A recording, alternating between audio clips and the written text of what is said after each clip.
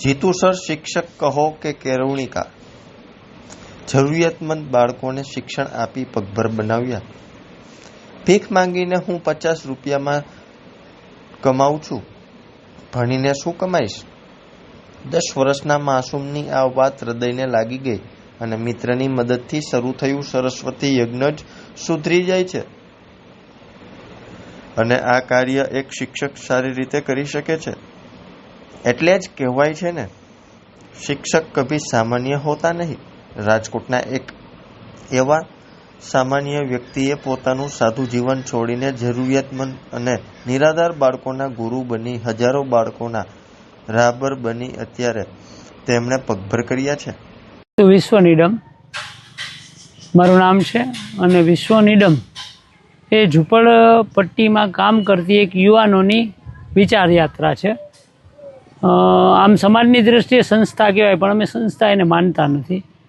કારણ કે અમારો ધ્યેય છે કે ઝૂંપડપટ્ટી વગરનો સમાજ, ગરીબ સમાજ એ આપણી જેમ સમૃદ્ધ બને, એ જ વિચાર યાત્રાથી અમે કામ શરૂ કરીએ છીએ.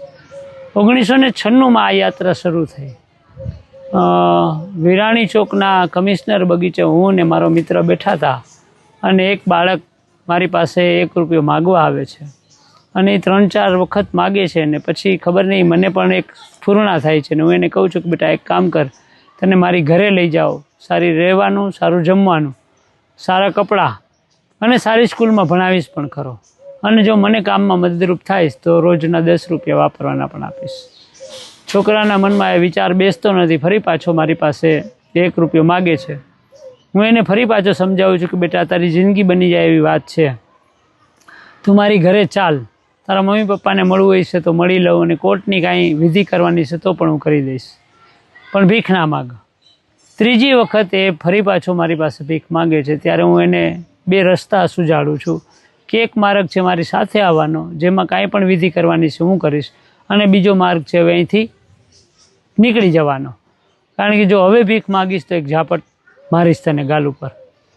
એ છોકરો 4થી વખત મારી પાસે માગે છે અને હું એની ઉપર હાથ ખાલી ઉપાડું છું અને એ છોકરો ભાગી જાય છે. પણ એ ગેટેથી, બગીચાના ગેટેથી પાછો આવીને મને કહે છે કે શું કહેતા હતા કે તમારી સાથે આખો દિવસ રહું અને તમે કહો એ કામ કરું અને તમે મને રોજના ખાલી 10 જ રૂપિયા આપો. ખીચામાંથી 50 નોટ આપી અને મને કહે છે કે આ 1 કલાકમાં ભેગી કરી લઉં છું. બસ ત્યારથી મને એવું થઈ ગયું કે ભાઈ આ જે ભેગું થાય છે ને એ પેઢીઓની પેઢીઓ ભિખારી જ પેદા કરે છે. પણ જો એક વખત એ શિક્ષણના માર્ગે કે જ્ઞાનના માર્ગે વળી જશે તો બીજી પેઢી ગરીબ નહીં રહે. આ બસ વિચારધારાથી વિશ્વ નીડમનો આરંભ થયો અને પછી રાજકોટમાં એક પછી એક એવા 14 કલરવ કેન્દ્રો રાજકોટના પછાત વિસ્તારોમાં શરૂ થયા. પછી તો રાજકોટની ઘણી બધી સ્કૂલો અમારી સાથે જોડાણી. એક સમય એક નામાંકિત સ્કૂલમાં 700 બાળકો ભણતા હતા અને પછી ધીમે ધીમે 2018માં રાજકોટમાં અમારું અહીંયા ઈશ્વરિયાની વેડીમાં એક નાનકડી જમીન અમે ખરીદી દાતાઓના સહયોગથી, અને ત્યાં ગુરુકુલમ ભવનનું નિર્માણ શરૂ થયું. પહેલાં આખી વાંસની સ્કૂલ હતી, 3 વર્ષ સુધી એ સ્કૂલ ચાલી. 250થી વધુ બાળકો અહીંયા ભણતા હતા. અને પછી ગયા ડિસેમ્બર નહીં ને આગલા ડિસેમ્બરમાં અમારું આખું એક વાવાઝોડું આવ્યું અને આખી જે વાંસની સ્કૂલ હતી એ ઉડી ગઈ.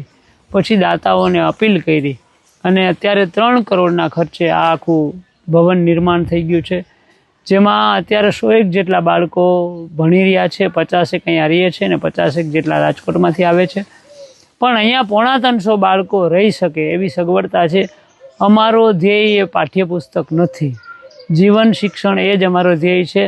એટલે અમે માસમાં બાળકોને અહીંયા રહીએ એવા જ પૂરતા પ્રયત્ન કરીએ છીએ. કારણ કે અમારા શિક્ષણની યાત્રા સવારના 6 વાગે બાળક ઉઠે ત્યારથી રાતના 9:30 સૂવે ત્યાં સુધીનું આ શિક્ષણ છે.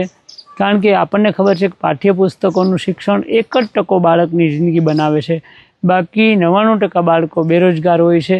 અહીંયા અમે પ્રાચીન શિક્ષણ પરંપરા પ્રમાણે, જેમાં આપણી 64 પ્રકારની વિદ્યાઓ હતી, એ વિદ્યાના અનુસંધાને અમે શિક્ષણ આપવાનો પ્રયત્ન કરીએ છીએ.